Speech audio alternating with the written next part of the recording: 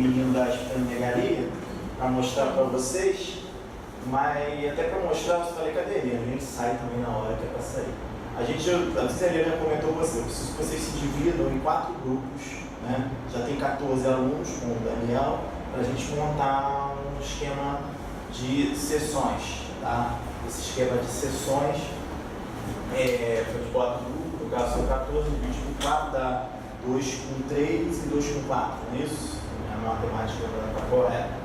E aí a gente pegava o caso da enfermaria de preferência, para a gente tentar fazer uma discussão aí, ou casos, a gente traz casos, algum daqueles casos que a gente levou lá no programa que a gente tem apresentado, a gente pode trazer também e colocar para discussão, até para a gente aprender como conduzir aqui, que muitas vezes os casos de clínica médica, eles se repetem, né? Então a gente talvez repetindo isso algumas vezes seria interessante, né? Porque aí quando aparecer uma esplenomegalia, se bem que aquele da esplenomegalia está dando uma coça até no patologista lá no Brasil. Ele falou mesmo? Por enquanto não. Todas as culturas para tuberculose deu tudo negativo, a gente estava apostando até em fundo. E ele continua fazendo a febre diminuiu. Será que o próprio HIV acabou, a plaqueta melhorou depois que a gente tirou o baço, tá? Ele está crescendo nas plaquetas dele. E aí eu não sei o que é não. O Lauta disse que eu vou estar falando com ele agora, disse que amanhã vai me dar o laudo. Ele tem muito hiperesplenismo, mas ele tinha hiperesplenismo. Inclusive ele tinha um baço acessório também, saiu o básico e o baço acessório novo. Depois eu vou mostrar, eu trouxe até foto da cirurgia depois. Se der tempo, acho que não dá isso já. Bem, aí já. Tá? O tá com diarreia também.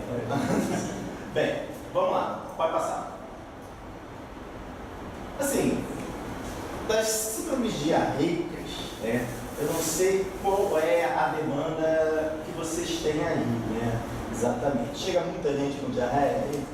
Deve chegar, ou chega causeiro mesmo, dando tá com diarreia e não é diarreia? Não, restritamente. Segunda-feira é o dia mundial do atestado teste, né? Segunda-feira todo mundo tem diarreia. É difícil, pelo menos se eu não lembro ter atendido nos últimos tempos, um paciente chegou com uma queixa só de diarreia, né? Geralmente vem alguma coisa. Sim. Mas vim aqui por causa da diarreia, realmente eu não lembro. Agora também era com febre, gostoso. Eu já atendi uma com diarreia infecciosa. Normalmente os nutrientes são mais absorvidos no delgado, né? E a parte de eletrólito, fluidos, ele é mais no intestino grosso. Assim, a primeira coisa que a gente tem que ter uma noção, assim, na prática, a gente vai falar, é tentar primeiro, a gente está diante de um paciente com diarreia alta ou baixa, né? Eu acho que é o grande divisor de águas, eu sempre lembro disso, inclusive a gente, quando faz concurso para residência, eu sempre pergunto isso, que é uma questão engraçada, é uma questão que muitas pessoas erram, né? Você vai ver lá, as pessoas erram uma questão que você quer que erre, você bota essa questão que ninguém não erra, parece uma questão fácil, mas não é. Próximo. Às vezes, dentro dos sintomas gastrointestinais, né, eu sempre falo com os alunos quando da aula de semiologia, exame do tórax, o que você tem que perguntar? Dispneia, cianose, sibilo, tosse, hemoptórico, tal. Do paciente com doença gastrointestinal, né, o que você tem que perguntar? Se tem dor na deglutição, dificuldade de engolir, constipação e diarreia. Né? Diarreia. Você vai ver os caras do quarto período, eles se juntam tanto com a diarreia, eles perguntam para todo mundo na revisão assim, tem diarreia, bota, nega diarreia. Né?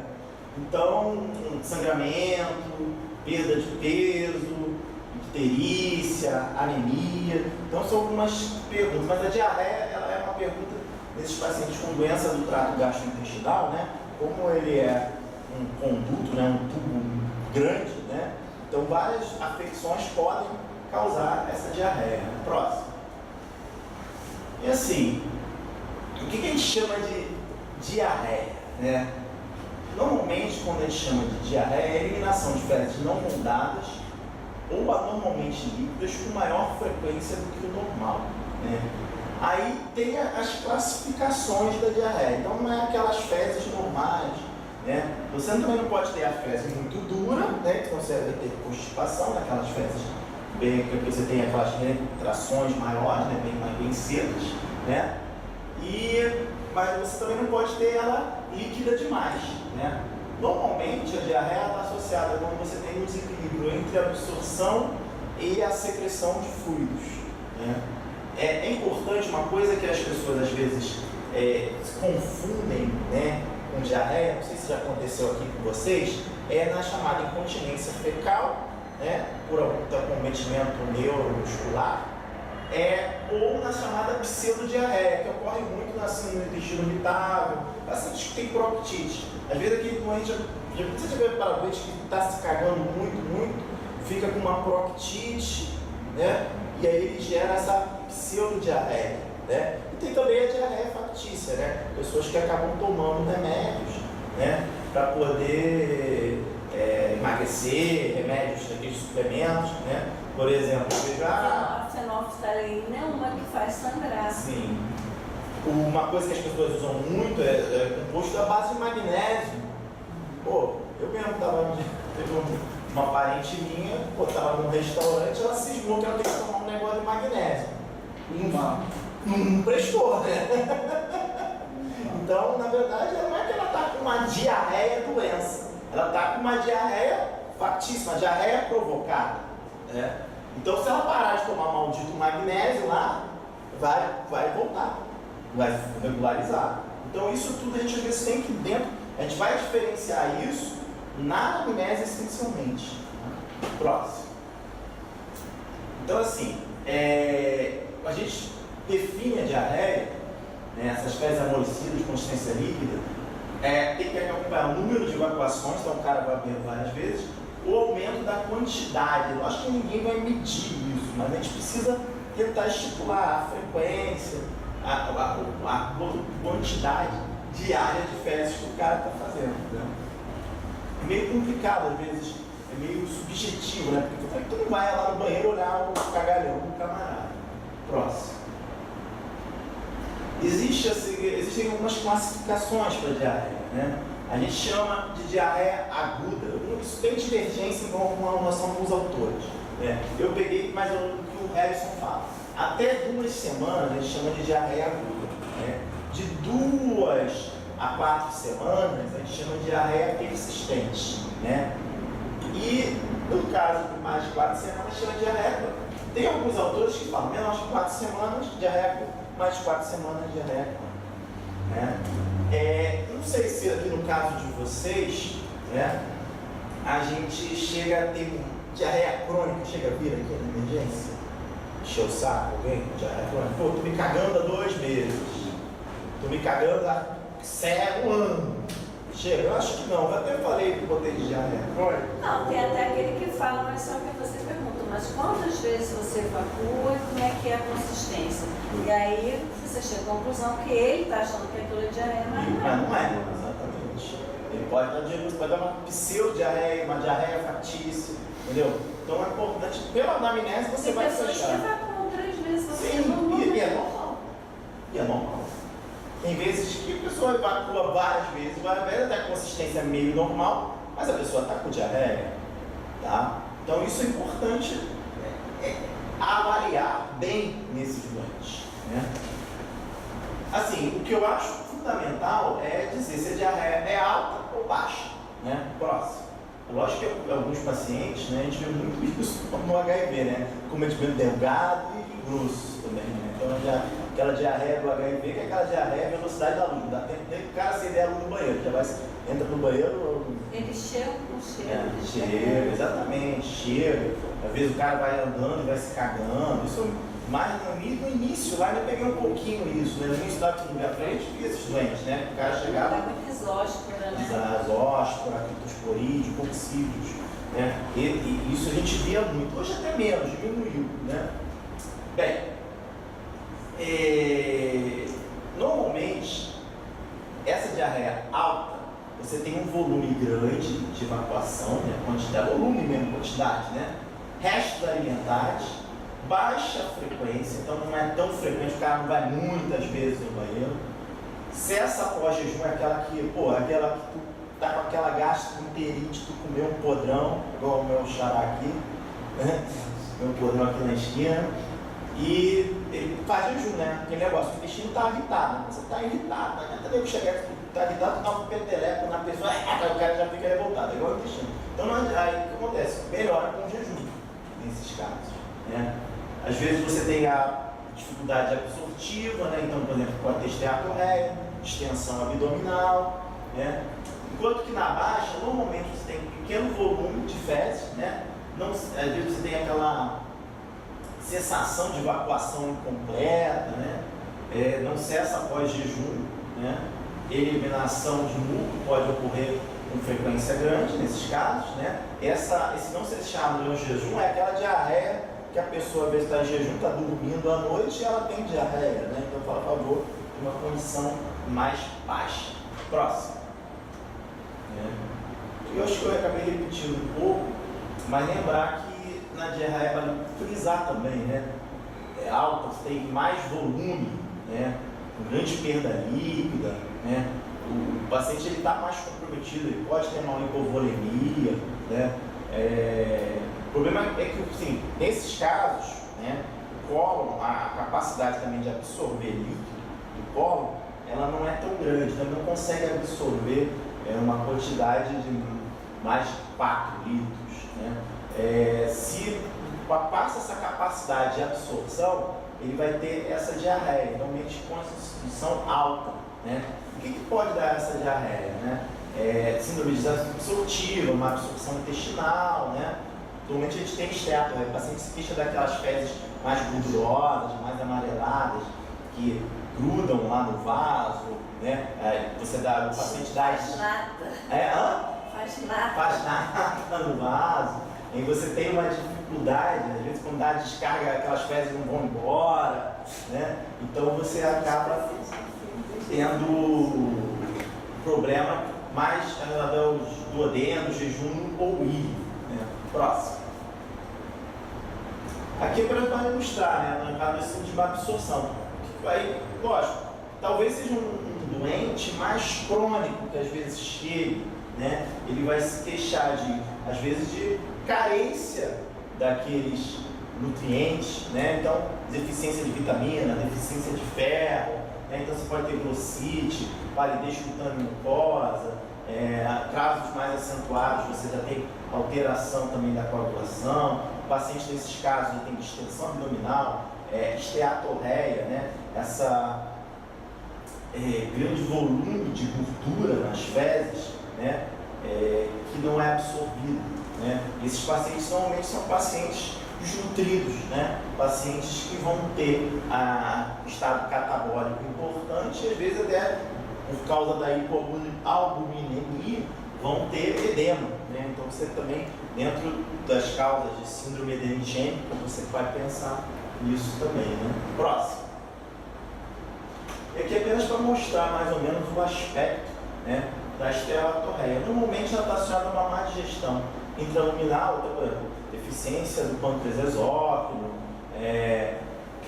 supercrescimento bacteriano, má absorção da mucosa, doença celíaca, isquemia intestinal. Próximo. E a diarreia baixa, né? Proveniente normalmente do colo. As evacuações são de pouca quantidade, mas muito frequentes, ainda associada ao tenesmo, né? Que não é só um desconforto ao evacuar, mas sabe aquela sensação que tu fez, mas tu, cabe mais, né? Dá para fazer mais, né? Sente aquela sensação de evacuação incompleta e urgência fecal, né? Às vezes você pode ter a irritação do reto, né? Fica com aquele assadinho, né? O tanto de frequência, né? A quantidade não é o significativo, mas a frequência, né? Então a frequência bastante. Aí eu pergunto para vocês, o que vem mais aqui? Alta ou baixa? Qual é o pedido maior? A baixa, né? A baixa, né? Então a tendência... Eles referem mais a baixa. Mais a baixa. Lógico que você vai ter que investigar melhor, você tem que ver a história do doente. Agora, a alta ela costuma dar mais cólica, né? Sim, mais distensão cólica. abdominal, né? A baixa ela você descreveu bem aí, ela dá mais urgência mesmo e dá também sensação de assadura, né, anal, ardido e tal, fezes incompletas, né, o tenesmo. Acho que aí está bem descrito. Eu acho que assim, o mais importante dessa aula é acabou a aula. A aula, na verdade, é isso, entre alta e baixa. Depois, você já resolveu o problema. Próximo.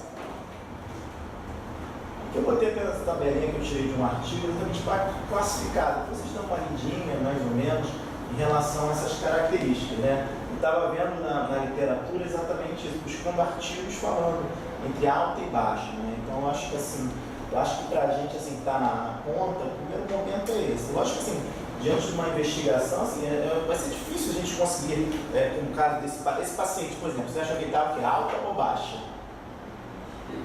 Ou tu pode ter os dois? Aí complica um pouco.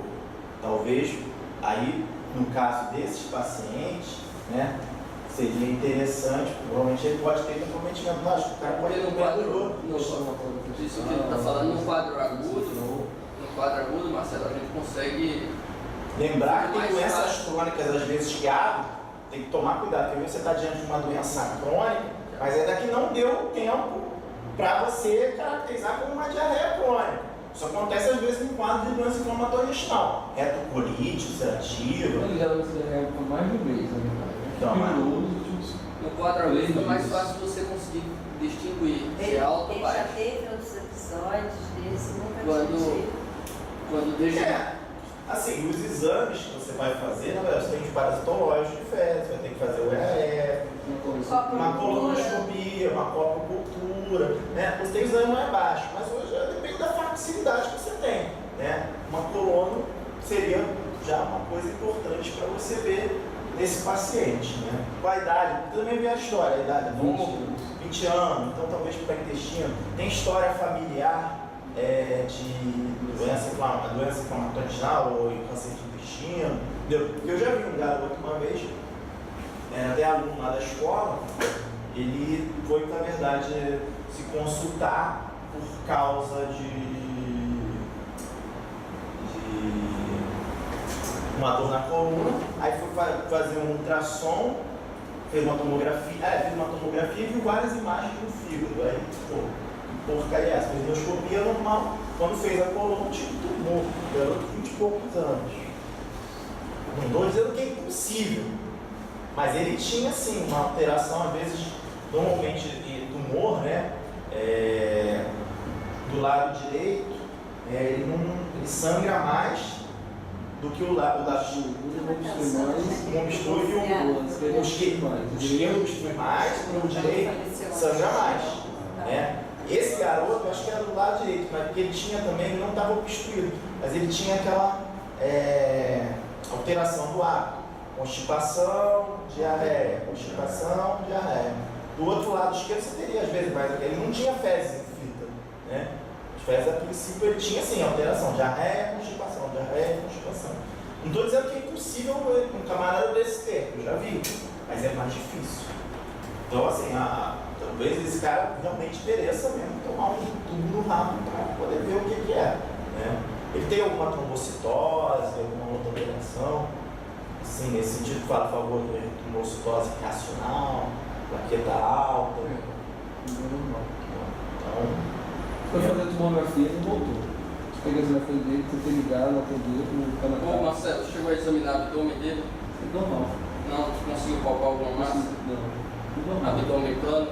Não, sem dolor. nada, né? Não, Endoscopia, que chamasse. Tinha só uma cicatriz pequena aqui, mas não foi cirúrgico. De quando foi essa cirurgia? Não, foi cirurgia, não, foi trauma. Um trauma só, superficial, tinha cicatriz. Mas é homem ou mulher? Homem. Bem pálido, descolado. Tinha 3 quilos aqui. É compatível com o quadro, né?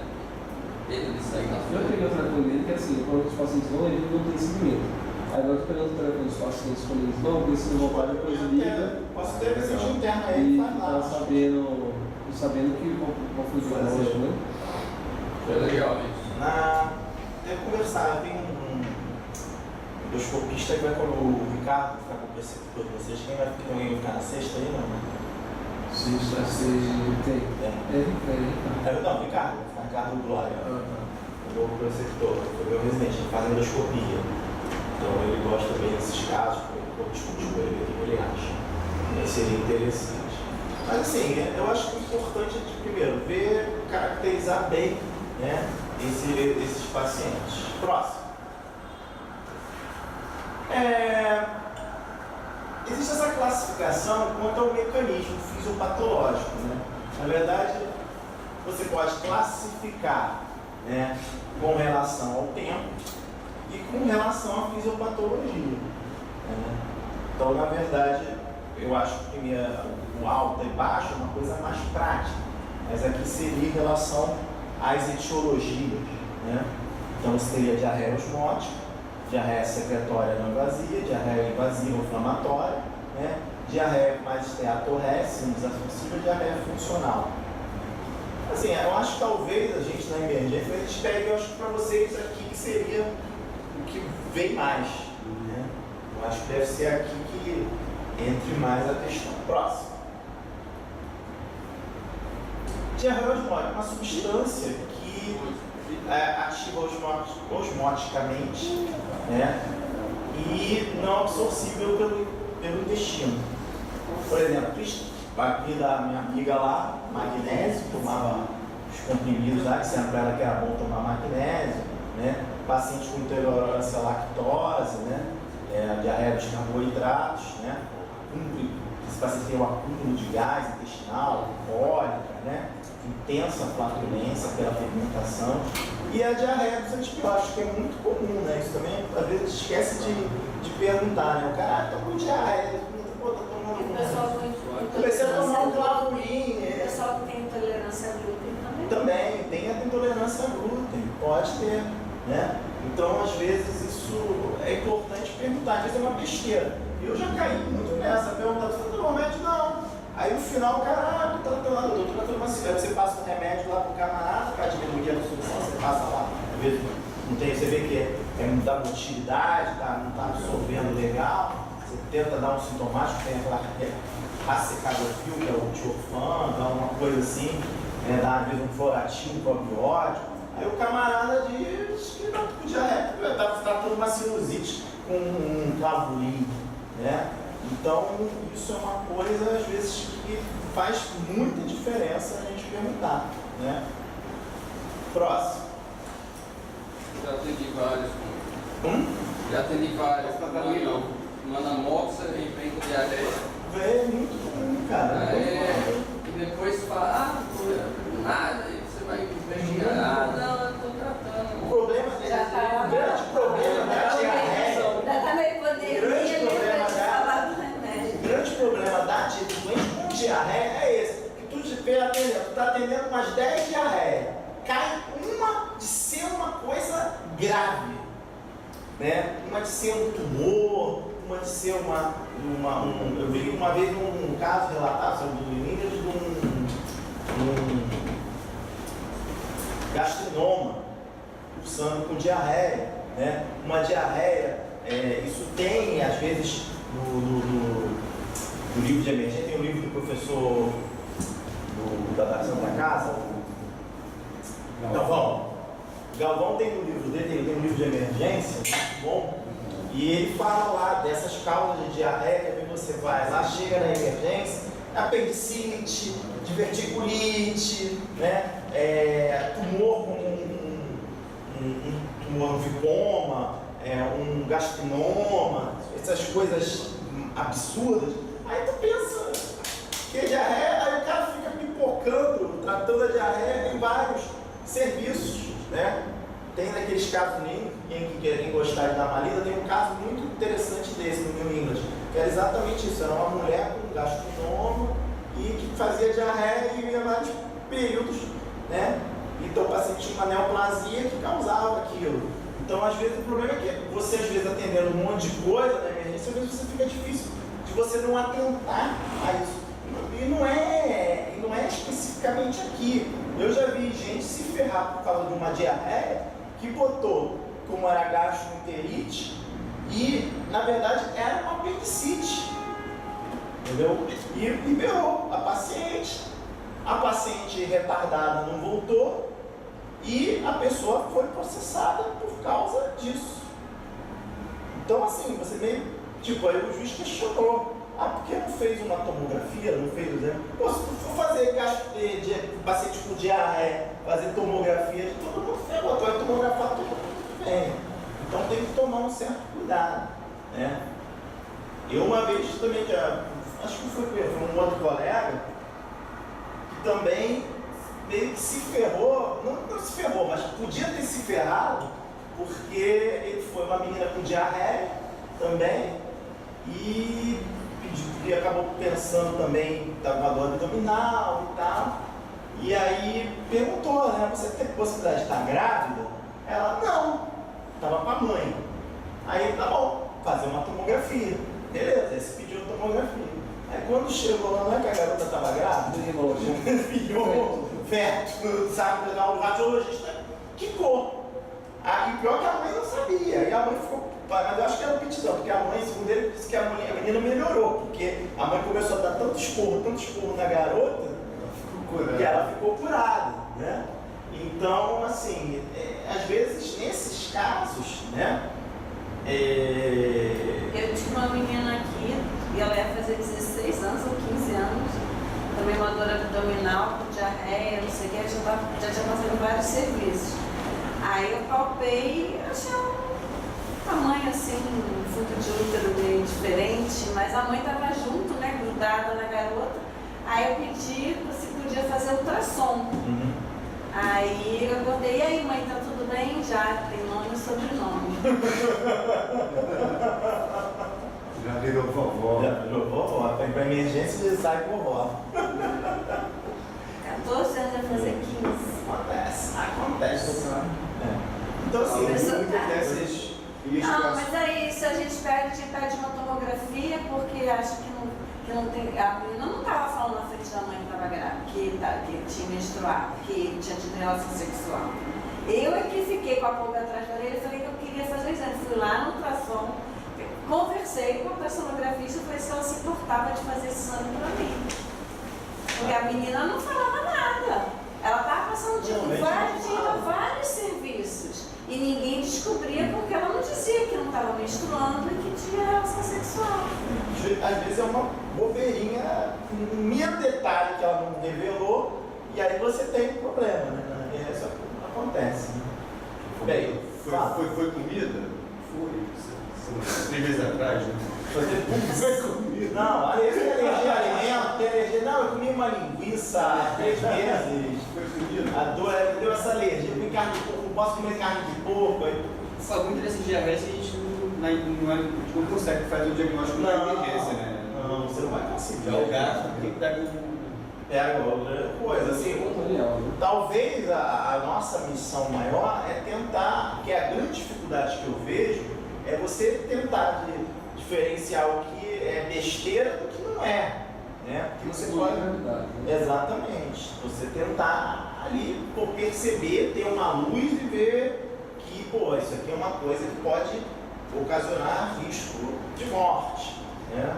Então, é importante isso. Bem, e a diarreia osmótica? Como é a diarreia osmótica, você não tem aquela diarreia noturna, ao contrário das diarreias secretórias, então isso fala a favor. Quando você tira lá o que está causando a substância osmoticamente ativa, ou a intolerância à lactose, tira o leite, também melhora o quadro do paciente, né? Próximo. Como foi aquele remédio que você toma para emagrecer? Xenical. Xenical. O xenical ele é porque ele inibe a absorção de gordura, né? Então. Aí dá uma diarreia. Eu só tomava para emagrecer. Exatamente. Ainda tem xenical, acho que ainda tem. Tem até nome genérico. Eu peguei uma que estava aqui, tomava, eu falei assim, acho melhor separar e tomar. Acabou. Mas ficou só negociado, né? Perdeu uma livre. Também dá flatulência. Outro que dá muita flatulência também é... Orlistat, né? Isso. Orlistat, que é o xenical. Tem o acarbose também para diabetes. Também. Mas tem pacientes que têm diarreia quando toma metformina, né? Metformina também dá diarreia. Metformina não dá. Bem, se for um remédio dá, por exemplo, coquetel dá também, o paciente com uma coquetel da HIV também dá diarreia, dá uma peidação do cara. Bem, diarreia secretória não invasiva, né? Normalmente é uma toxina, né? Aquela toxina, um medicamento, né? Está estimulando a secreção e dando a absorção hidroeletrolítica pelo epitélio intestinal. Pode ser diarreia alta ou baixa, né? Entre esses medicamentos, as substâncias. Próximo. Do colapso é um bom exemplo que a gente usa para fazer o exame, né? Toxina, cólera usa muita toxina também, toxina estafilocócica. Uma outra coisa para dar diarreia secretória não invasiva, esse também é um diagnóstico foda. Esse aí deu até parecendo House, síndrome carcinoide, né? Mas aí você espera ter outras síndromes paraneoplásicas, né? Na verdade ele produz substâncias vasoativas, neuroendócrinas, que vão agir à distância, né? O que mais? Diarreia de gordura, entendeu? Você tem uma má absorção de lipídios, né? E supercrescimento bacteriano. Próximo. Vamos lá, meu Deus. Diarreia invasiva ou inflamatória. Deliberação disso. Aí é aquela, acho que talvez é a que a gente tem mais, né? Que você tem a descarga de citocinas, mediadores inflamatórios, aí você tem as enterites, colites, entre outras. Eu acho que enterites de um modo geral, né? Normalmente a presença de muco e sangue nas fezes, né? Que a gente chama de desinteria, né? Pode ser infecciosa ou não infecciosa. Aí entra as doenças inflamatórias intestinal também, né? Que ela tem sangue ali, né? Tem um quadro de desinteria, mesmo muco e tal. Interessante a variação assim, o EAF, ele pode nos ajudar, né? Ele não vai ser patognomônico, vai dar o diagnóstico, mas ele mostra que a presença vai descrever sangue, muco e leucócitos nas fezes aumentados, né? Próximo. Existe a diarreia mais esteatorreia, que é uma síndrome abortiva, né? Que a esteatorreia, o aumento da eliminação fecal de gordura, né? Normalmente origina uma doença do intestino delgado, doença celíaca, doença de Whipple, Crohn, giardíase, estrongiloidíase, linfoma intestinal também pode dar. É uma síndrome desabsortiva, né? Você inclui, na verdade, você tem a parte positiva, ela é uma mista, né? Você vê que ela tem a parte secretória, né? Também, né? E tem a parte osmótica, né? Por má absorção de carboidratos, né? Então você vai ter uma desabsorção, né? Nesse caso essa diarreia, você tem uma mistura, né? Na fisiopatologia dela. Próximo. Então aqui são os mecanismos etiopatogênicos, né? Então você pode ter uma insuficiência na esteatorreia de lipólise, né? Então ocorre isso, por exemplo, na síndrome de Zollinger-Ellison, mas aqui o clássico é a chamada insuficiência pancreática, né? Ou absorção de defeituosa, então tem esses mecanismos dentro da esteatorreia. Pode passar. E a diarreia funcional, né? Que é causa pela hipermotilidade intestinal, que a gente tem isso, é o chamado síndrome do intestino irritável, que é muito comum, eu acho que é um diagnóstico de exclusão. Lembrar que hoje, né, o diagnóstico de síndrome de intestino irritável está bem mais amplo, né? Você tem aquele componente de constipação e tem aquele componente de diarreia, né? E a diarreia diabética, que aí está dentro das desautonomias, né? O paciente tem aquela sensação de plenitude, pós-prandial, tem diabetes, você tem uma neuropatia autonômica. Próximo.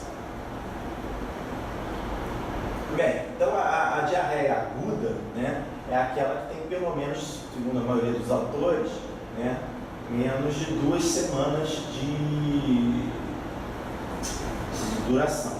é o que a gente normalmente está ocupando das gastroenterites agudas, né?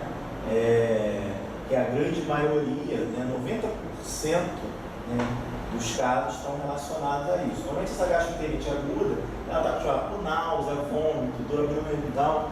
Eu acho que é o que chega aqui enchendo, estou com dor de barriga, estou com vômito, náusea, tal.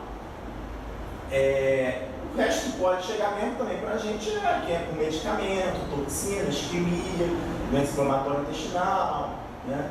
Isso aí é uma pequena, né, porcentagem desses casos que chegam para a gente. Próximo. Assim, o que às vezes dentro de uma diarreia aguda que tem que chamar a nossa atenção? O que chama a nossa atenção é o caso quando o paciente tem uma diarreia abundante, né, com desidratação, então normalmente uma diarreia alta, que tem grande volume, né, fezes sanguinolentas, então isso no caso desse paciente nosso mesmo, porque parece que tem história de diarreia antes, mas ele tem uma agudização, né, dela. Febre, né, na 38,5, ausência de melhora após 48 horas, então está piorando. Às vezes uma história de surto na comunidade, pô, não estou eu só não, está todo mundo lá em casa, no local do trabalho, né? Pode ser por uma toxina bacteriana,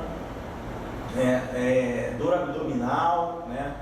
Principalmente pacientes de mais de 50 anos, idosos também, chama a atenção essa diarreia, imunocomprometidos, né? Os homossexuais falam da vulnerabilidade, né? Hoje também, assim, da questão de homossexuais, bissexuais que têm HIV, mas também os homossexuais, né? Às vezes pela prática sexual até, ou também heterossexual, né? A felação com a relação sexual, como diz um paciente meu, perguntou uma vez para mim se o puquete transmitia HIV. Sabe o que é puquete? O que é? Sabe o que é puquete? Todo mundo sabe o que é buquete. Não. Puquete. Ah, Tô lá na Imundo, tô aqui e voltar pra lá. Sabe o que é puquete? buquete. Eu cheguei e perguntou, doutor, você sabe o que é puquete? Ele perguntou pra mim, doutor, puquete transmite HIV? Eu falei, o que é isso? Puquete? Eu fiquei. Puquete? Eu não sei o que é puquete. Aí eu dei uma risadinha assim também. Hã? Deve ser coisa anal, né? Não é muito anal, é sexo oral-anal.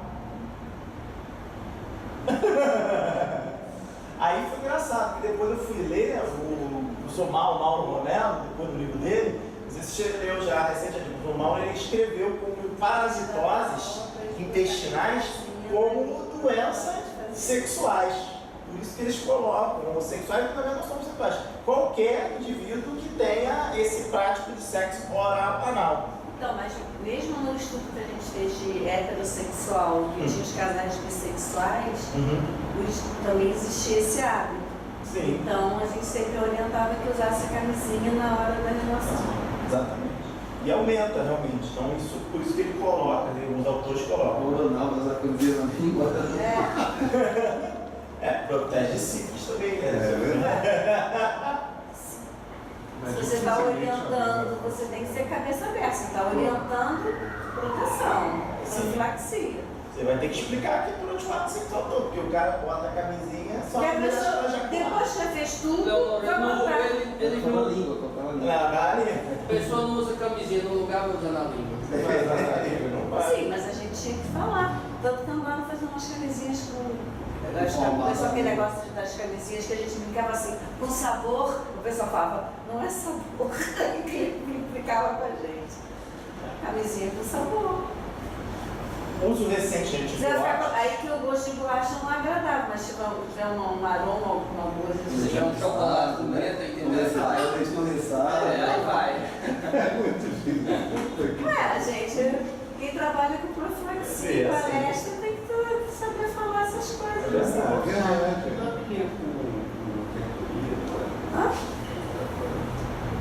Você faz Isso aqui, não sei se entra muito aqui pra gente também. O americano, né, você pega a literatura que é muito americano, então está sempre preocupado com a medicina do viajante, do cara que vai para um lugar, né? Ele recomenda o.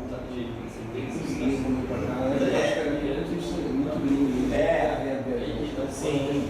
Que bom, mas não deve ser um gringo, se for um americano, é aquele que não obedeceu a recomendação do CDC. Eu não sei se você está lembrado quando o Carlos Alberto recebia lá os gringos, ele via fazendo comida lá para os gringos nunca comiam lá no café.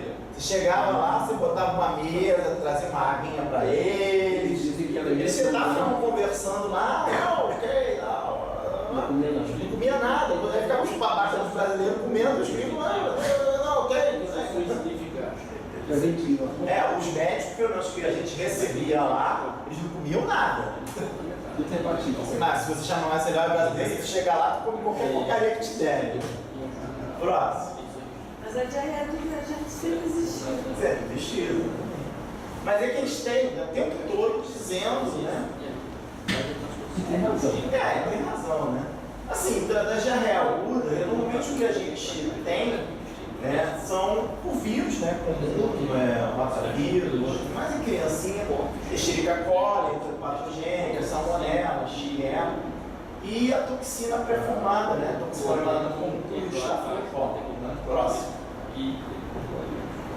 Aqui mostrando exatamente isso. Então você tem viral, bacteriano, às vezes aguda por coccídeos, mas às vezes tem que pensar também naquela protozoários, né, que elas têm a ver com emissão fecal oral, né, mas pode, às vezes, causas de doença crônica que ainda são pegas no início. Próximo. E tem também as chamadas diarreia agudas não infecciosas. A principal causa também na literatura é o álcool, né? Quem que nunca tomou um porre ficou também com diarreia. Medicamentos com antibióticos, anti-inflamatórios não esteroides, toxina, antiácidos. Pacientes que estão em dieta integral há uma tendência mesmo a fazer. Alergia alimentar, né? Hoje mostram aqui, mas é um diagnóstico inicial. Doença inflamatória intestinal, envenenamento, outras toxinas. Próximo. Aqui é um quadro do Harris, porque é exatamente isso que a gente falou, né? Quando a gente fala de diarreia aguda, né? A gente vai fazer a anamnese do exame físico, né? Aquela coisa saber se é alta, leve, a de uma alta ou baixa, né? Se você acha que pode ser infecciosa, né? Ou não infecciosa, se ela é uma diarreia leve, moderada, grave, né? Aí você vê se tem sintomas de infecção, fatores de risco, aqueles que a gente falou, idoso, imunossomprometido, né? E aí você vê, é importante sempre ponderar se você vai fazer o antibiótico ou não, né? Normalmente o que vocês têm feito aqui de antibióticos? Vocês fazem o quê? Quinolona, Cipro, Bactrim, né? Bactrim é bom, né? O Bactrim é bom, o Cipro é mais, ele tem um espectro maior. O Bactrim, ele é bom por um lado, que ele é um remédio mais fácil do camarada adquirir, né? No paciente com HIV, assim, se o cara disser que é HIV ou não sou comprometido, faz o Bactrim que você vai estar também, às vezes, pegando até isóspora, pegando assim. Na verdade, coccídeos, né, no HIV, tirando isóspora, que você até consegue tratar com Bactrim, eu não acredito que melhora muita coisa. Tem que melhorar, fazer a reconstituição. Então, normalmente a gente faz, assim, o metronidazol também. Se você quer pegar giardia também, ele se presta muito bem para isso. Próximo. Sim. Tem gente que fala muito do ciclo. Então, o americano ele gosta mais do ciclo. Todo artigo mais é do ciprofloxacino, né? Assim, e tem o papel, né? Normalmente, assim, a reposição hidroeletrolítica, principalmente em lactentes idosos, tem que ficar atento. Se você tem uma diarreia que é afebril e não sonolência, está pensando por alguma alteração de secreção, uma hipermotilidade, você até pode fazer, né? Às vezes o paciente que está tomando antibiótico, né? Você faz aquele probiótico, você faz. Oi? Eu passo por isso aqui em emergência difícil. Difícil nesse caso, né? Antibiótico Todo mundo. Tem que tomar um certo cuidado, porque às vezes o cara está tomando antibiótico já, né? Aí, pô, já estou tomando. Nesse caso que o paciente já está tomando antibiótico, eu costumo fazer probiótico. Só Então, tem trabalho que fala que probiótico só tem efeito significativo para ser diarreia persistente, mas com 14 dias. Sim. Fora isso, usando ou não usando os grupos Mas sabe o que, celulares. Marcelo? A gente também trabalhou com E são caros, né? 90%, são caros. Caro. 90% dos nossos pacientes que é uma medicação. Né? Sim. Então, assim, eu sempre avalio o custo-benefício você Não, tirar aquele concordo. tratamento, né? De privar O ele que de eu um quero, na tratamento verdade, tratável. falar aqui é que a gente, na verdade, para a gente tomar cuidado com aqueles casos mais complicados. Porque a maioria também a gente vai passar, e às vezes passa mesmo, já deve ter passado um monte de coisa mais grave. Passei um ciclo com metronidazol para o cara tomar em casa, e às vezes era uma policistite, às vezes uma diverticulite. Então, às vezes, tem que tomar um certo cuidado, né? Ou às vezes é viral, assim, vê direitinho, né? Alguns autores falam também de profilaxia. Eu, particularmente, não uso. O cara diz, se expor, você vai usar antes, vai tomar um ciclo antes, um profilático. Pô, comi um cachorro quente, então você toma um ciclo. Vacionita também. Vacionita, profilaticamente, né? Mas não tem nada escrito assim que diga que Também. é difícil a gente fazer isso. Próximo. Assim, antibiótico. Se eu for pensar em antibiótico, na dúvida, você tá? Nesses casos que eles falam, né? Mais 24 horas, sinais inflamatórios, dor abdominal, injeção, convulsão, febre. Então, imunossuprimido. HIV é imunossuprimido, não pensa duas vezes. Dá antibiótico. Já. Hospitalizados. Né? Idosos. Pacientes com doença valvar, diarreia do viajante. Né? São as causas da dor que eles falam de usar o antibiótico nessa situação. Próximo. Aí tem aqui esse artigo do New England, é bem interessante, eu acho que ele é 2004, se eu não me engano, que ele fala exatamente isso. Considerações de tratamento empírico para infecções. O problema é que o ciclo é caro, né? Às vezes é melhor fazer o bactéria porque o paciente não consegue. Não sei se tem símbolo aqui, não tem símbolo? Assim, o tratamento, né? Você vê, né, em todas as situações, febril, adquirido na comunidade, moderado a grave, viajantes, nosocomial grave, tirando esse caso aqui que seria o Clostridium difficile, né, que é o nosocomial, né, você usaria aqui só o metronidazol, mas e também no caso você está suspeitando de giardia, né, porque também tem muito caso de giardia, né? Mas a maioria desses casos a gente usa muito o ciclo, né? O americano ele gosta muito do ciclo, né? Próximo.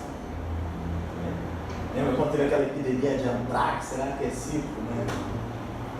Que virou ciclo, a gente estava falando assim, virou tipo um bombril, né? Ciclo. E aí você tem exatamente isso. E para resumir mais ou menos o que a gente falou, você está pensando em determinado agente, assim, o ciprofloxacino, ele cobre bem, né? O vírus cólera e o clostridium que muda um pouco. Próximo. Diarreia crônica, eu não vou ficar falando muito, vou falar um pouco mais rápido. Depois isso a gente vai tentar botar disponível no site, a gente deve ser lendo com mais calma. Isso aí é mais de um mês, né? Isso a gente vê muito, quem trabalha com HIV, a gente acaba vendo muito isso, né? Não só por causa, assim, você vai ter todas aquelas causas, osmótica, secretória, né?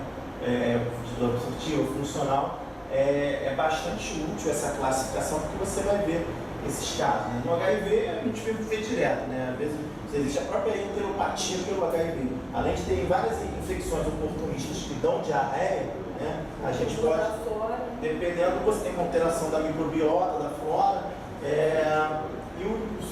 há um comprometimento das vilosidades intestinais. Então a comida passa e não fica, né? Então ele faz uma diarreia alta, grande quantidade, extensão, plenitude, né? Isso é importante a gente ter essa noção. Próximo. O que a gente teve no exame físico desses pacientes, né? Talvez isso ajude um pouco nesse paciente que a gente estava falando, né? Há características gerais sugestivas de má absorção, doença intestinal inflamatória, né? Lesões na pele, doença osteoarticular, né? Porque aquelas coisas de doença de Crohn, né? Tem anemia, dermatite, edema, bacteremento, né? Tem alguma coisa para doença crônica, assim.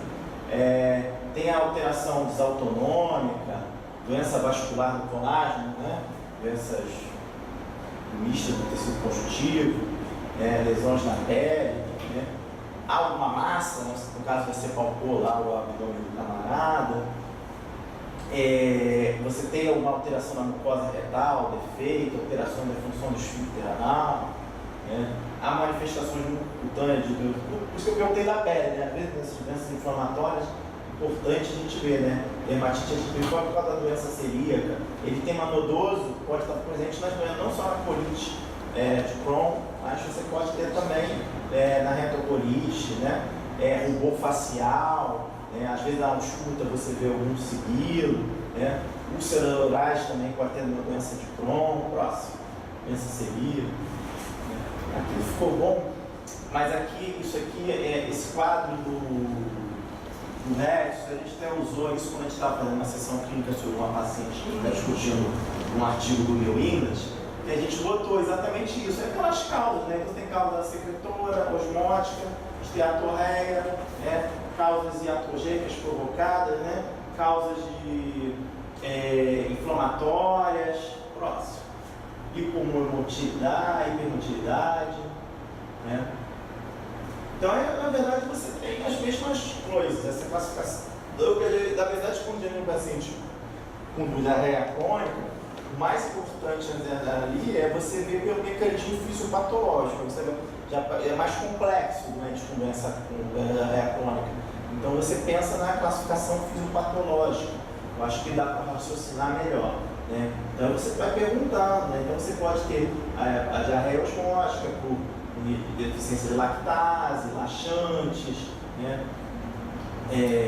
Próximo, paciente às vezes com cirrose que usa muito a lactulona também, né? E a diarreia secretória, né? Causada por substâncias que estimulam a secreção de cloreto, né? Pelo enterócito das tripas. Então você tem aquelas síndromes de tumores, lipoma, o próprio carcinoma medular de tireoide, a calcitolina faz uma hipersecreção celular, e a síndrome carcinoide, próximo. Que é aquela síndrome de produção de serotonina com tumor carcinoide, derivado das células neuroendócrinas, diarreia secretória, episódio de rubor facial, taquicardia, broncoespasmo, paciente civil, e fibrose das válvulas do coração direito. Próximo.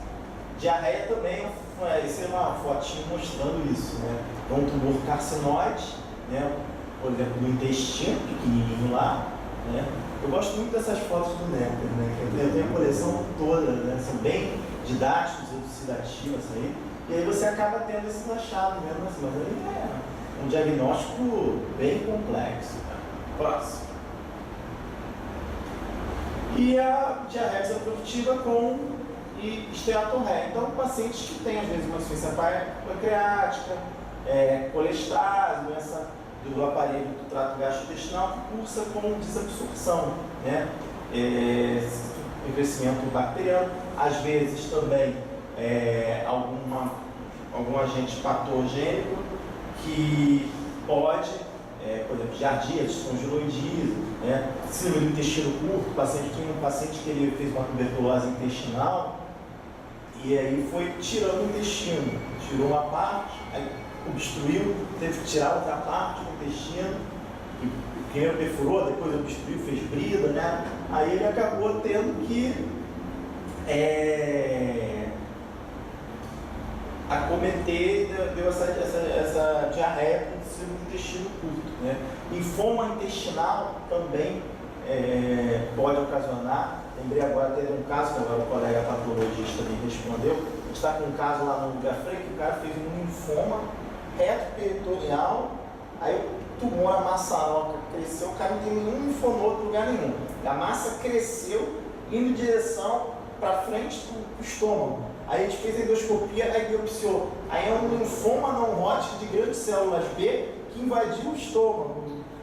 E aí qual é a queixa dele? Constipação. Tá? O cara foi com uma constipação, um senhor idoso. O que a gente fez? Pensou primeiro, endoscopia. Aliás, primeiro a gente pensou, não, isso deve ser intestino. Colando, não tem lá, perde tempo de endoscopia. Até o próprio cirurgião, primeiro fez a tomografia que foi rápido, no mesmo dia. Aí a gente fez lá a massa, colono. Pra quê? Coluna normal. Quando você me chama, faz endoscopia, fazer, mas acho que a gente vai ter que abrir. Quando fez endoscopia, o tumor repertorial estava invadido. E realmente eu tinha visto isso num artigo, que pode ser de linfoma, né? Ele tinha emagrecimento? Não, pior que não. Significativo não, perdeu um pouco de peso, mas não. Que é um senhor português gordinho, então o português é gordinho, né? Então, tinha... Preconceito. não? Por que será? Come um monte de besteira. E aí você vê também nesses casos com esteatorex, da positivo, às vezes deficiência dos oligoelementos, né? Próximo.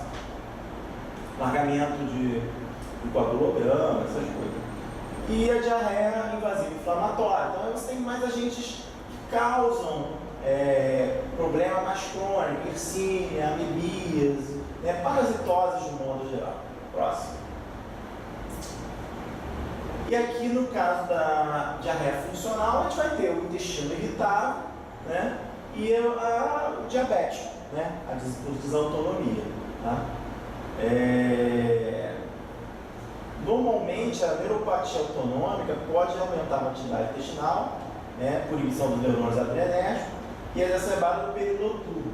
Tá? Próximo.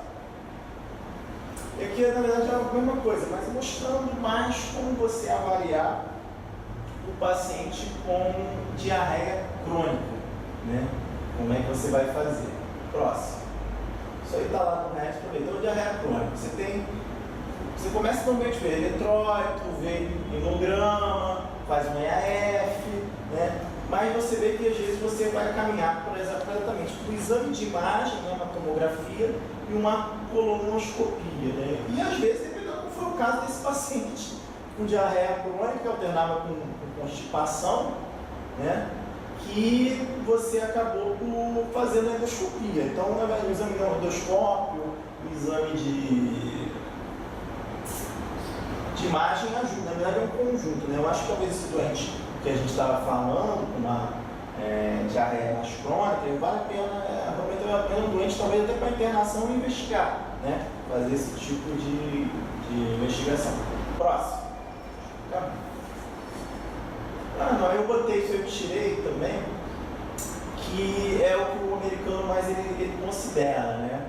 Ele vê síndromes diarreicas agudas e crônicas que ele considera que são mais importantes, né? Ele divide nessas escala: epidêmica, surto, viajantes, pacientes imunodeprimidos e institucionalizados idosos.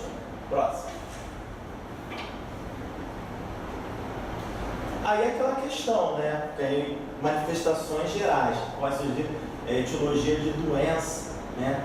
Então, você está pensando nessa diarreia crônica, às vezes, se o paciente tem tuberculose pulmonar, será que ele também tem uma tuberculose intestinal? Eu já vi paciente HIV, né? Paciente com história de vulnerabilidade, relações promíscuas, paciente com AIDS, né? Paciente com neuropatia autonômica, diabetes mellitus, né? Paciente com artrite e artralgia, não sei se esse doente tinha, né? Você pensar em doença de Crohn. Eu me lembro agora de um doente que era a doença de Whipple também, que tinha adrenomegalias, linfoma, doença de Whipple, tuberculose, parapulsomicose, AIDS, né? Crise de rubor facial, aquelas síndromes relacionadas a síndrome carcinoide, né? Pacientes com infecções respiratórias, paciente, por exemplo, com imunodeficiência, né? Scott Albert, imunodeficiência seletiva de IgA, né?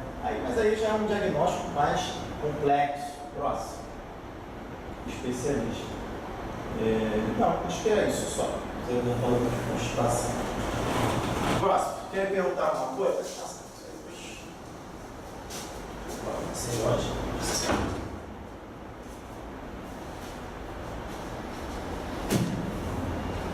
Bem, não vai dar tempo de apresentar o caso. Semana que vem sou eu que vou começar a aula da compensar, que hoje eu acabei que estou elaborando algumas coisas aí, tive que demorar na reunião, que a gente está vendo, tentando organizar para ter as coisas. A gente vai ter que depois sentar e discutir o TCC. A gente vai fazer, o que acontece? A ideia é estar montando agora as disciplinas. A gente vai ter que ter disciplinas como mestrado, doutorado, a gente vai criar disciplinas para vocês fazerem. Né? A gente, tipo assim, não vou andar assim, a disciplina, a gente vai criar assim, eu estou tentando, assim, a ideia aqui não é sacanear ninguém. Tanto que, pô, são 14 alunos, mas não tem 14 alunos aqui, né? Mas a gente vai tentar disponibilizar isso via internet. E assim, eu acho que assim, a minha ideia é tentar, tendo outras disciplinas, dar outros dias. Porque, por exemplo, quem está na quarta-feira fica bem tal. Mas, por exemplo, tem uma disciplina de TCC, né? Para ensinar como é que faz, como é que prepara. Então a gente tem que pensar também nisso. Como é que vai poder fazer? Como é que é o modelo? Como é que fazer? Isso aí pode ser, eu acho que a gente pode fazer relatos, eu vou ter que ver agora a Lê também. Você pode fazer um relato de caso, como é que vai ser isso. Em relação a isso, só assim, já que estava pensando em TCC e tal, eu acho que é indispensável o fato de a gente ter acesso a análise, entendeu? A Windows, a Linux. Isso é uma outra coisa que a gente vai ter que ver. Então, assim, esse pelo amor de Deus, se já tem senhas para disponibilizar para a gente. Porque não tem como você fazer um trabalho desse fazendo pesquisa nula. Né? Então, assim, é imprescindível, se realmente vai levar isso para frente, a gente ter um acesso não é levar para frente, tem que fazer. A gente vai ter que buscar. Acesso. Não, o que eu quero dizer é que assim, a gente vai ter que fazer. Porque está escrito. Não fui eu que criei. Não, eu sei. Tá no, mas está no negócio. A gente vai ter que fazer para oficializar o troço para também vocês não serem prejudicados depois da aula. Então a gente vai tentar organizar da maneira seguinte, por exemplo, eu acho que, por exemplo, se você pegar um caso desses, pô, esse caso aqui, por isso que eu trouxe, a gente pode tentar daqui a pouco publicar esse caso aqui. Se publicar alguém, a gente bota o nome de alguém que estava aqui, que atendeu o doente, publicou, TCC resolvido. Entendeu? Então a gente tentar facilitar dessa maneira. Publicou numa revista, a gente tem que ter nós vamos botar, não dá para publicar na revista do condomínio, né? O caso que eu fiz, o objetivo não é esse. Mas publicar numa revista que tem até um certo impacto, né? Pô, não sei se vocês viram, saiu agora o pessoal da Valdileia publicou um caso de Zika com HIV. Um caso. Uma revista de amplo impacto. Então, se o mundo paciente vai ter retorno. Sim, mas a gente tentar mudar isso um pouco, né? Então, às vezes, ter esse normal. Mas, assim, tentar. O que acontece? Tem coisas que eu não vou ter como escapar. Isso a gente vai ter que fazer, a gente vai ter que buscar uma solução. Não sei. Às vezes, sei lá, conseguir pelo Rio aqui do lado, vai poder falar talvez com o Paulo Roberto. Não sei se eu consigo disponibilizar que o computador aqui tem o acesso. Mas eu posso disponibilizar um horário para o pessoal ir aqui da Unirio e usar o periódico. Você consegue acessar vários pela página da Unirio. Tá? Então, isso a gente vai tentar resolver também. Essa questão. A outra questão é sobre essa questão das disciplinas. A gente vai tentar disponibilizar que você possa assistir a disciplina. Não vou fazer, a pessoa não vou ficar cobrando presença em aula teórica e tal. A presença que a gente vai ser é a questão das atividades práticas. Isso aí não tem como a gente abrir mão. Tá? Isso aí não. Mas, assim, o conteúdo eu vou falar para o pessoal lá da graduação. Da pós-graduação também, gente, isso aqui a gente disponibiliza para vocês estudam em casa, quem quiser assistir. Porque às vezes tem uma aula, eu acho que essa aula de AE, não sei o que vocês acharam, eu acho péssima, eu odeio dar essa aula. E ninguém gosta de dar essa aula. Ninguém. É porque é um tema muito amplo, né? Não é que é, eu acho chato. É igual dar aula de cefaleia. A aula de cefaleia, ninguém quer dar aula de cefaleia. Mas é uma aula, assim, se você quiser, por exemplo, você vê, sei lá, às vezes o Marcelo se interessa por assistir aula de diarreia.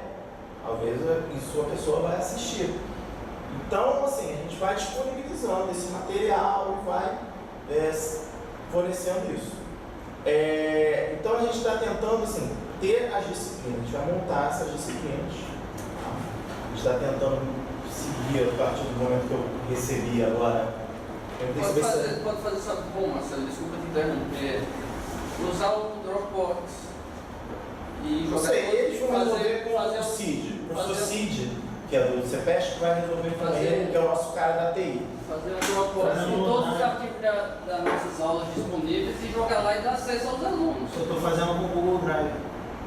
Pode fazer, eu acho assim, conversa com o Cid, o que pode fazer? Até para as que você já tem até o momento, Aí, pô, já disponibilizar. eu Vocês vão ter viajando, que sei estudar. lá, pô, posso entrar na internet lá, não tô no meu laptop, mas eu entro na internet e vejo os arquivos. Porque a gente tem por exemplo, isso que a gente está fazendo aqui, eu preciso gerar uma nota de vocês para constar na história.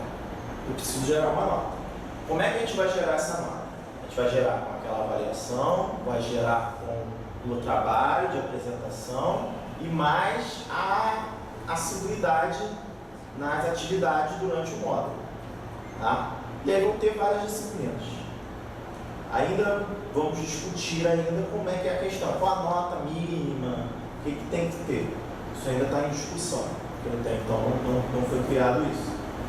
Eu, particularmente, acho que não tem que ser negócio de prova final. Bota a média 5 para todo mundo e não tem prova final para nada. Então, ficar dando prova final já não basta, tem que dar prova final. A prova final é sempre mais difícil comigo, tá? A prova é praticamente impossível. Então, a gente vai ter, o objetivo não é prejudicar ninguém, mas a gente vai tentar seguir as coisas, até para poder depois.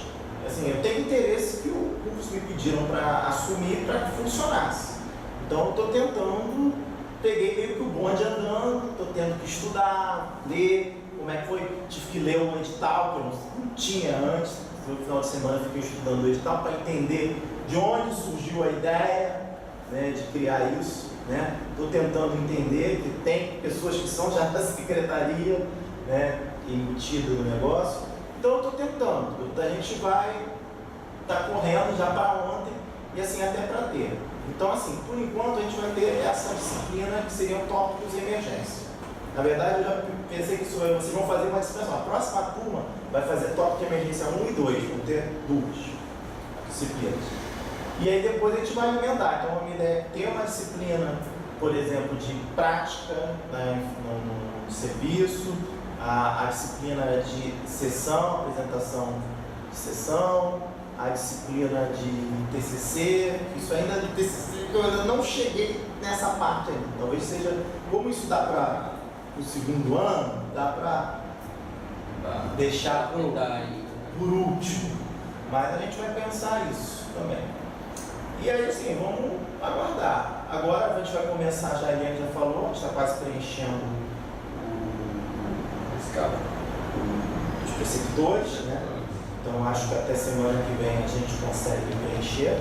Amanhã, sexta-feira, a gente vai conhecer o Ricardo, que foi meu aluno também. O Ricardo é um cara bom, padrão pra caramba.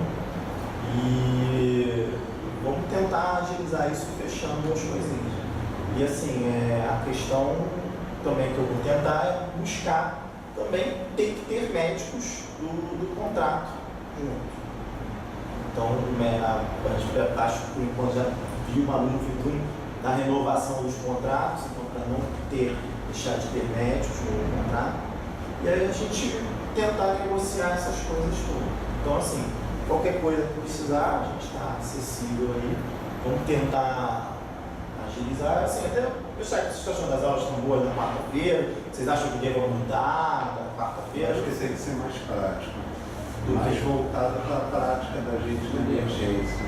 Eu acho que está um pouco distante da nossa realidade, do que a gente vê, do que a gente... Entendeu? Eu acho que precisa ser mas mais... o tema da diarreia não foram vocês que pediram? Não, diarreia sim, mas eu estou dizendo, teve outras aulas, não tua especialmente, até do Guilherme. O Guilherme é muito bom, só que eu acho que precisa ter mais, como a ideia mesmo dos casos clínicos, inserir junto à aula teórica, sim, entendeu? Sim. Na verdade, o que acontece? Ao mesmo tempo, ser mais... Sim, porque qual é a minha ideia? Você ter disciplinas diferentes. O objetivo dessa disciplina, em si, tópicos de emergência, aí sim, é um objetivo mais teórico. O objetivo da disciplina de casos clínicos é mais um objetivo prático. Tá entendendo? Sim. Porque o problema é o seguinte, você tem uma ementa a se seguir, que o problema é que eu tenho que dar essas coisas. Não vai ter, por exemplo, Marcelo, gostaria muito de ser esse modelo que eu vou tentar na próxima aula fazer esse modelo que vocês estão querendo, para a gente ver. Na verdade, vocês, é o que eu falo para a minha turma do currículo novo, é um modelo novo expectativa e eu. Eu estou errando e estou acertando. Eu acho que eu estou acertando mais do que errando. Então, mas assim, a ideia que eu tenho é este modelo. Né? E tem. Só que o que acontece? Eu sou o cara mais anti-aula teórica que tem. Eu ultimamente estou numa fase que nem minhas aulas teóricas eu mesmo aguento. Tá? Então, eu prefiro fazer isso. Ah, muito melhor assim. Entendeu? Só que agora a gente vai começar a testar isso. Só que quando é o seguinte, eu tenho, porque quando eu peguei o troço, eu tenho uma lista lá de coisas, de temas. Tipo assim, tinha um tema lá que era febre de origem obscura. Não estou dizendo que eu vou abordar. Eu não quero chegar aqui, eu tenho uma aula de febre de origem obscura. Só que eu não quero chegar aqui e dar uma aula de febre obscura. Tem uma aula de febre de origem obscura, eu tenho uma aula de febre de origem obscura no HIV/AIDS, entendeu? Eu não vou chegar aqui e dar, eu não acho que cabe para a realidade daqui uma aula dessa.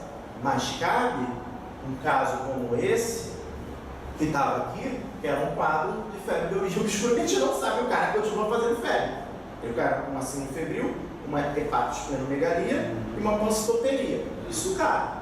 Sabe o que eu acho? Acho que isso é interessante também da clínica médica. Nesses casos, você deve abordar de maneira de enfermaria. Tem situação assim, por exemplo, parada respiratória, arritmia, retração de pulmão, insuficiência renal aguda. Mas se você vê uma coisa que falaram lá, o que está escrito no edital? É curso de emergência só? Não, tem clínica médica. Eu acho que entendo, mas nossa realidade aqui, a gente não está pegando isso em enfermaria. Talvez o edital precisaria estar enfocado é importante também, capacitação em medicina interna, direcionado à emergência. Sim, mas isso é medicina interna. Só que a gente não tem ainda o componente de enfermaria. Sim. Mas o problema é que está lá nos negócios, nos papéis, tem essas coisas de enfermaria, de clínica médica. A gente vai dar, vai ter. Por isso que a ideia é ter disciplinas. A minha ideia futuramente é, se eu conseguisse, o problema é que implica em ter gente. Eu queria fazer todo dia uma atividade teórica. Minha ideia era fazer, isso aí é meu projeto longo. Todo dia ter uma atividade teórica, como eu faço os internos, os resistentes, com o mestrando. Por quê? Porque aí, por exemplo, aí vai depender também de cada um, mas o problema é o seguinte, não vai agradar todo mundo, nunca. Porque, por exemplo, ele às vezes ele quer uma coisa mais prática, vai ter uma sessão, vai ter um dia que vai ter uma sessão de um caso desse, vai pegar e vai discutir um caso lá da sala da emergência, vai discutir o caso. Beleza, pode ser o dia que ele não esteja aqui, mas pode ser que vai ter um dia que vai ter uma coisa mais teórica. Porque você está tendo também coisa teórica de emergência. Cetocitose diabética, será que você não vai pegar? Não, sem dúvida. É porque fica interessante ver, ao mesmo tempo, por exemplo, tema cetocitose diabética, então vamos ver, junto na aula teórica, um caso clínico de cetocitose, está entendendo? Sim, mas aí você vai ter isso na outra disciplina. Entendeu? Entendi. A gente vai dar na outra disciplina, porque senão, assim, o que acontece? Só que tem um outro problema, são 4 horas teóricas.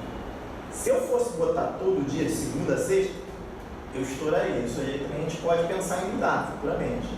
Que eu daria pode fazer uma coisa, eu acho que assim, até reduzir isso futuramente. A gente dá, sei lá, de 5, mas aí vai ter que também ver a questão do horário, tem que começar lá, de 5 às 6, dá uma aulinha teórica.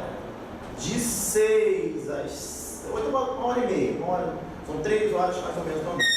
Dá 1h30, 2 horas de aula teórica, certo? E depois você emenda na disciplina de casos clínicos. Entendeu? Porque na verdade também houve uma coisa, quando me passaram, quando eu estava dando, não era até então coordenador, me passaram uma coisa que era, eu tinha entendido que seria uma aula teórica só. Aí eu perguntei, aula teórica até quando? Uma aula teórica até 2 anos. 2 anos dá um curso desse? Não, aí agora lendo, conversando, eu entendi que são disciplinas. Então, disciplinas você pode ter. Você vai ter também disciplinas que você não vai gostar. Não, é natural. É natural. Não, eu Você sei. vai ter uma disciplina que você não vai gostar, mas vai ter outra que você vai gostar. Então, isso acontece. Então, na verdade, a gente vai. Essa, na verdade, eu vou gente vai fazer uma coisa diferente semana que vem. Tá? A gente vai trazer os casos, a gente tentar discutir, vou trazer esse caso também, que foi o caso que estava aqui. Talvez até semana que vem já tenha, ele não está completo, tá? Ainda está faltando o DN. O DN eu acho que eu vou ter amanhã, só que eu não vou dar spoiler por enquanto. E uma sugestão para você, já que lá no Gafre vocês têm recursos que aqui não tem, vocês conseguirem viabilizar uma maneira de poder drenar com mais frequência esses doentes para lá. Porque a grande questão é essa, a gente faz hipóteses diagnósticas, depois a gente... Você não consegue confirmar. Entendeu? Não, mas pode tentar isso. Isso daí quebra tanto, entendeu? Que eu acho que isso até para um aprendizado, né? Para a gente... Né? Não, a gente pode ter, por exemplo, mas aí vai ter esse link, por exemplo, e talvez esse caso desse garoto seja interessante. O problema é que hoje também eu tenho o meu lado de lá. Hoje eu estou numa situação muito ruim lá, de recursos também, né? A minha situação não está boa. E a situação também do INCA, né? Todos os hospitais estão ruins. Sem dúvida. Então você vê, pô, tu posta todo dia o negócio lá do hospital de desgraceira que tá. Eu leio. E vejo, pô, hoje eu vi uma colega do INCA que quer que eu transfira uma doente que foi parar no INCA por pensando em tumor cerebral. Não, deu. E aí eles estão lá. Aí eu pedi, eu estava de plantão no sábado, eu pedi, pô, só que o que acontece é o seguinte, a Secretaria de Saúde aqui do Rio de Janeiro, eles só pagam lá, o Zé Carlos Prado, conhecem ele? Não. Eles só pagam, a gente é um subsecretário que tem lá, eles só pagam a gente se tiver na regulação dos pacientes. Então, por exemplo, esses pacientes que muitas vezes a gente leva daqui, não, isso a gente vai ter que ajeitar também, a gente vai ter que botar na regulação. Porque se não botar na regulação, isso é outra coisa que a gente tem que ver.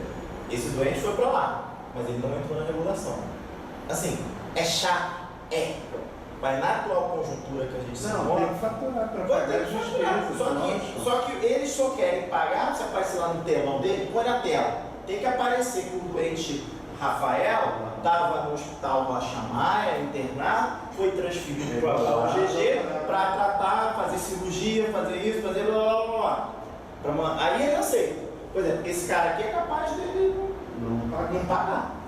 Então isso também é outra coisa que a gente vai ter que fazer. Isso é fundamental. Não. Mas esse sistema do CISREG não tem aqui na Sala Amarela. Olha, É simples, mas não tem. não tem. Então, assim, isso aí é caro também. Vaga zero é uma coisa, CISREG é outra. Sim. Se tivesse o O CISREG... INCA, eu pedi para botar essa doente no CISREG, eu falei, eu expliquei a situação para a menina, para a residente. Não, professor, pode deixar, até era a minha ex-aluna. Pode deixar, professor, vou fazer isso. Hoje me ligaram, conseguiram botar hoje no CISREG a paciente. Eu falei, pô, agora não tem a vaga. Entendeu? É uma coisa complicada. Eu gostaria muito, assim, todos os pacientes que a gente levou para cá, daqui para lá, até agora foram pacientes extremamente interessantes. Né? Daquele outro que foi para outro, foi esse, aquele da suspeita de encefalite, o arboiose, está lá, não teve resposta não. Mas que o doente está melhor, já está querendo até ir embora. Se já não foi. Então, assim, eles vão me dar a resposta depois. Mas também é um doente que a gente não vai receber.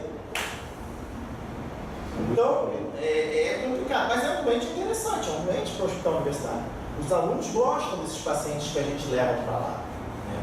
E a medida também, eu acho que assim, vai ser um trabalho de hoje. A minha ideia é trazer já os alunos, já tem aluno pedindo para vir para cá, da graduação, do internato. A minha ideia é trazer os alunos da graduação também. O problema é que a gente não tem os recursos financeiros. O que foi prometido há um tempo atrás, com essa reviravolta do governo federal, eu acho que não vão cumprir. Então, vamos ver. Só que assim, a gente tem que limitar algumas coisas, mas eu acho que é interessante. Eu não tenho assim, todos os casos que a gente levou daqui, todos foram casos interessantes. Não tem um que não foi interessante. Todos os casos foram interessantes. Esse cara da febre ainda tá lá. Tá lá. A tô esperando o resultado básico. É um moreno, né? Passa aqui um pouco. Não, branquinho. Passa aqui. É um baixinho de Passa óculos. aqui. Sou positivo, ele passa. neutropenia, febril. Passa, vai passar, eu tenho spoiler. Eu não vou entender isso. Passa.